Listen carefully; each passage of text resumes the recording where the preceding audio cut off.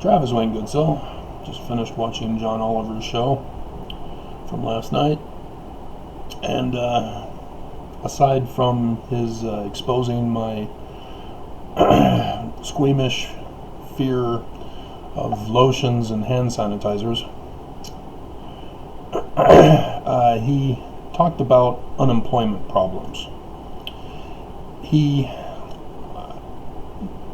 did not seem to understand that unemployment is a symptom of the problem, and it's not a matter of fixing unemployment to solve the core problem.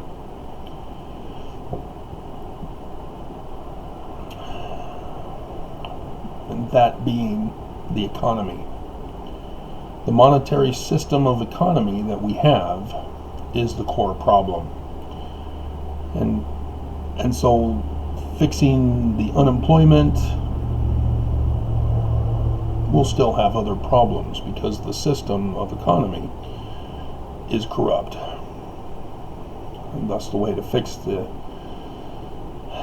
everything is to fix the economy, which requires replacement with something else, something better. Like, say, no money at all. But my channel is devoted to talking about the church. There are lots of people who have problems with the church. Many Mormons end up having problems with the church and leave the church as ex-Mormons. And they do so for a variety of reasons. You just go through the list of gospel topic essays and you can select the ones that caused you to leave. And then there are other problems that are external. Say the NAACP constantly has to chastise the church for their racist insensitivity.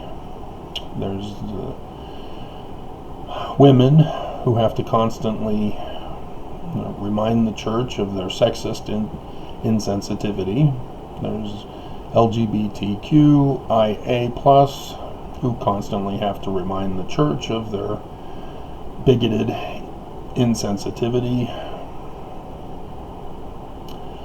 And the poor, for the neglect of the poor. The Jewish community, for their constantly baptizing Holocaust victims.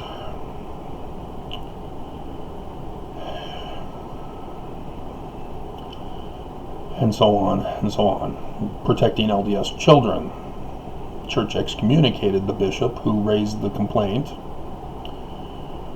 and was able to raise up and force the church to have a rote set of questions for children in interviews so that bishops can't go probing into sexual questions for children. See, all of these problems are just symptoms of a root cause. And nobody thinks to diagnose the cause.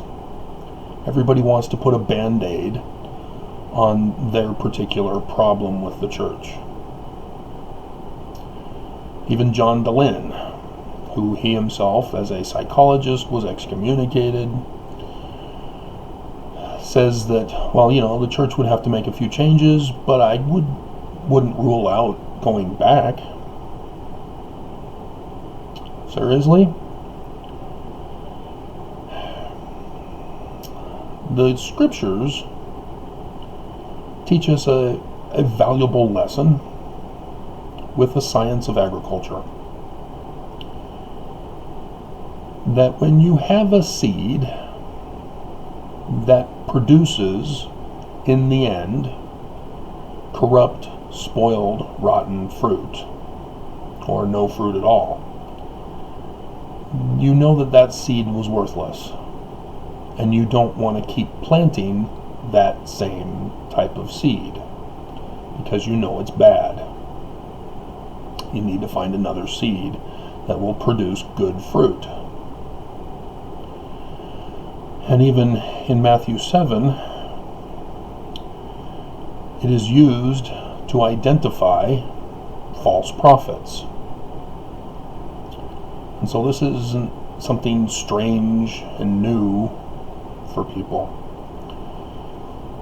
And so all the various symptoms that I described that people have with the church as problems, that's the fruit. And people pluck off a different fruit from the tree and realize it's bad. Light went on in your head, didn't it?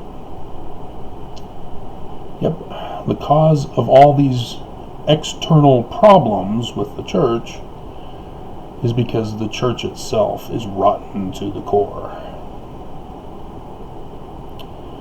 And it needs to be eradicated, replaced with a better religion. It's a simple doctrine, one that's been around for many millennia.